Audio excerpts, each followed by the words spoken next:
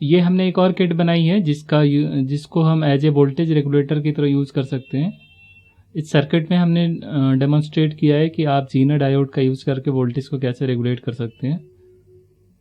इस वीडियो में हम वोल्टेज रेगुलेशन के बारे में जानेंगे कि एक्चुअल वोल्टेज रेगुलेशन का क्या मतलब होता है और जीना डायोड इस चीज़ को कैसे परफॉर्म करता है। इसके अलावा इसके साथ जो भी सपोर्टिंग कंपोनेंट्स हैं, फॉर एग्जांपल रेजिस्टेंस, एलईडीज या फिर बैटरी, स्विचेज, ये सारे कैसे वर्क करते हैं, इसके बारे में हम इस वीडियो में डिस्कस करेंगे। इसके अलावा इसमें मल्टीमीटर और टूल्स के बारे में जानेंगे कि मल्टीमीटर का यूज़ करके कैसे हम कंपोनेंट्स को टेस्ट कर सकते हैं, यानी इसमें जो भी कंपोनेंट्स यूज्ड हैं वो सही प्रॉपर वर्किंग मोड में है या नहीं, उसको चेक करने के लिए हम मल्टीमीटर का यूज़ कर सकते हैं।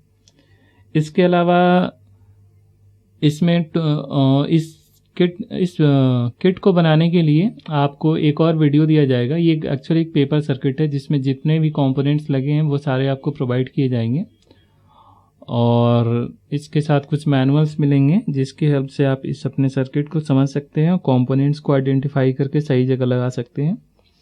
इसको बनाने से पहले आप हमारे उस वीडियो को देख लेंगे जिसमें हमने इस चीज़ को डिस्कस किया है कि एक पेपर सर्किट हमें कैसे बनानी है और उसके बाद ही आप बनाएंगे। और सेकंड थिंग कि आप इस वीडियो को भी पूरा एक बार देख लेंगे बनाना शुरू करने से पहले, यानी दोनों वीडियो देखने के बाद ही आप इसको बनाएंगे, सो दैट कि आपको दोनों चीज़ें क्लियर हो जाए कि सर्किट को कैसे हमें बनाना है। इसके अलावा सर्किट हमारी कैसे वर्क कर रही है, उसके अकॉर्डिंग हम सही तरीके से इसे डिज़ाइन कर पाएंगे।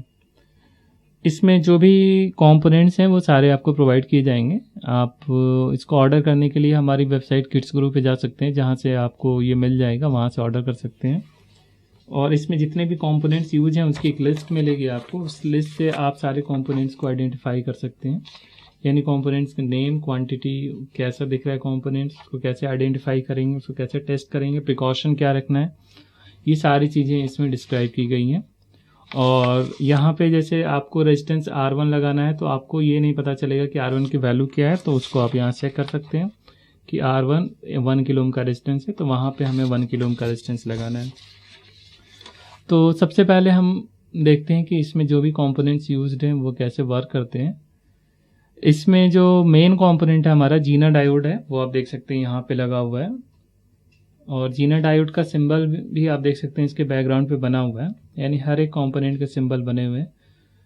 और यहाँ पे आप देख सकते हैं जीना डायोड का सिंबल जो होता है वो इस तरह से होता है और यहाँ पे ये बेंडिंग होती है 90 डिग्री की दोनों साइड पे, यानी एक सिंपल डायोड की तरह ही होता है लेकिन यहाँ पे बेंड कर दिया जाता है। ये इंडिकेट करता है कि वोल्टेज रेगुलेटर है।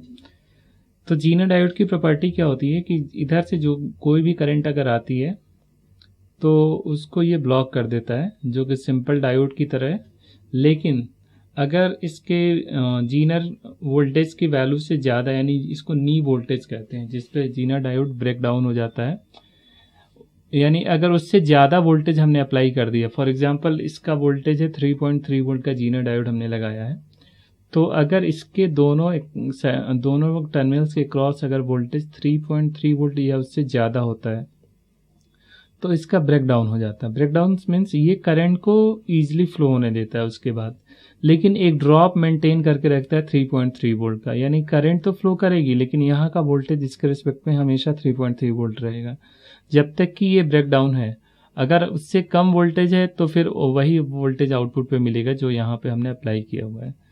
तो बेसिकली ये जीना डायोड की प्रॉपर्टी होती है जिसमें इसका एक पार्टिकुलर वोल्टेज लेवल के बाद इसका ब्रेक डाउन हो जाता है। तो इसको हम देखेंगे कि ये कैसे as a voltage regulator work कर रहा है। इसके अलावा इसमें जो कंपोनेंट्स हैं वो रेजिस्टेंस 2 लगे हुए हैं, तो ये दोनों 1 किलो ओम के रेजिस्टेंस है और इनको आइडेंटिफाई कर सकते हैं आप इनके कलर कोडिंग से, कि इनकी कलर कोडिंग होती है ब्राउन, ब्लैक और रेड कलर की होती है, तो इससे आप चेक कर सकते हैं। या फिर मल्टीमीटर का भी यूज़ करके आप देख सकते हैं कि 1 किलो ओम का रेजिस्टेंस है या नहीं। इसके लिए आप मल्टीमीटर को 1 किलो ओम की रेंज में रखेंगे और अगर 1 किलो ओम का रेजिस्टेंस आपने चेक किया तो आप देख सकते हैं यहाँ पे ऑलमोस्ट 1 किलो ओम की वैल्यू आ रही है। तो ये हमारा रेजिस्टेंस हो गया जो कि हमने चेक किया। इसके अलावा जो एक और कंपोनेंट इसमें एक एलईडी लगी हुई है, एलईडी को भी आप चेक कर सकते हैं। रेजिस्टेंस का काम इस सर्किट में करंट को रजिस्ट करना होता है, यानी हर एक सर्किट में रेजिस्टेंस का ही काम होता है, लेकिन यहाँ पे इसमें 2 रेजिस्टेंस लगे हैं, दोनों के अलग अलग पर्पज हैं। यहाँ पे जो रेजिस्टेंस लगा है इसका काम है एलईडी को प्रोटेक्ट करना, यानी एलईडी के अक्रॉस एक लिमिटेड वैल्यू से ज़्यादा करंट फ्लो नहीं होनी चाहिए। अगर उससे ज़्यादा करंट फ्लो हो गई तो एलईडी डैमेज हो जाएगी। तो एलईडी के साथ एक सीरीज में हमने एक रेजिस्टेंस लगा दिया है।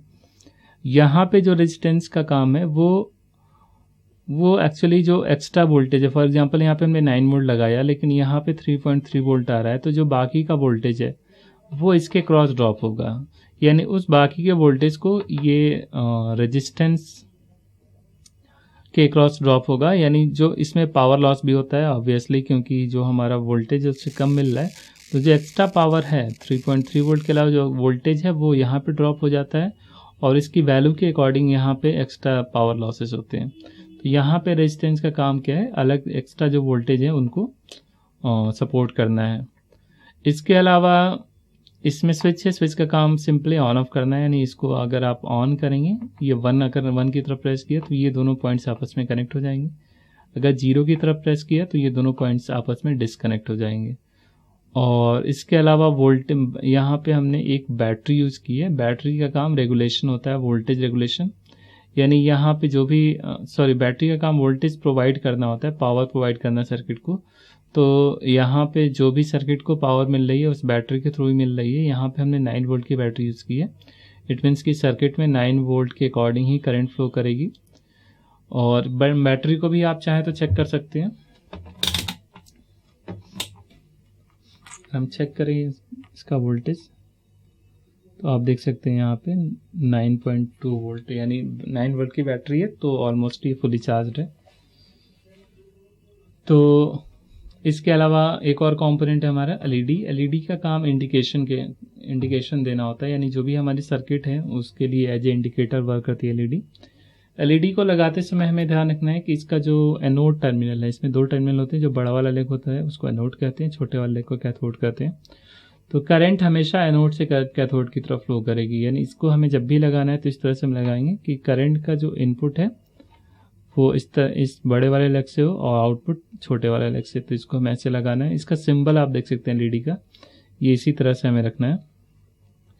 तो अब रेगुलेशन की बात करें तो वोल्टेज रेगुलेशन का मतलब क्या होता है कि ये रेगुलेशन हम लाइन रेगुलेशन कहते हैं। यानी यहाँ पे इनपुट पे वोल्टेज कुछ भी अगर हम वेरी कराएं, लेकिन आउटपुट वोल्टेज हमारा मेंटेन रहेगा, इसको लाइन रेगुलेशन कहते हैं। ये वोल्टेज रेगुलेशन है।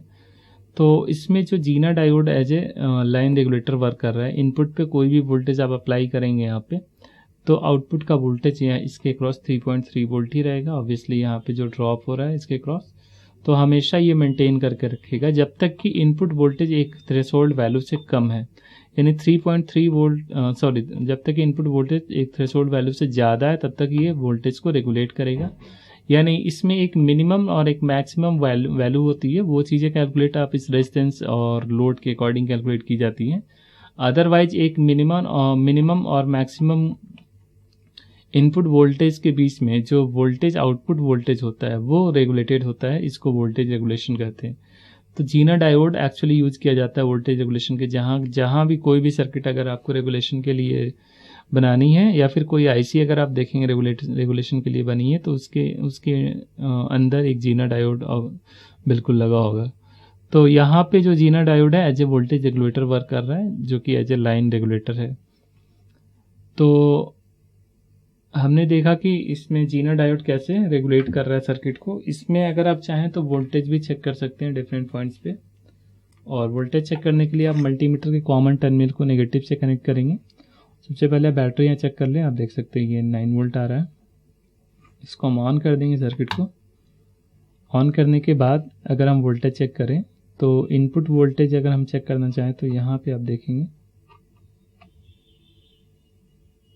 ये जो भी इनपुट हमने अप्लाई किया वो आ रहा है, लेकिन यहाँ पे रेगुलेटेड वोल्टेज आएगा। देख सकते हैं आप 3.3 वोल्ट ऑलमोस्ट आ रहा है, क्योंकि ये रेगुलेटेड पावर सप्लाई है जीना डायोड के क्रॉस। तो यहाँ से हमें वोल्टेज रेगुलेशन मिल रहा है। V3 जो है अब वो रेगुलेटेड है। यानी अगर V2 जो है हमारा, उसकी वैल्यू कुछ भी हो, लेकिन V3 जो है वो मेंटेन्ड रहेगा 3.3 वोल्ट के नियर अबाउट। तो ये हमारा वोल्टेज रेगुलेटर वर्क कर रहा है।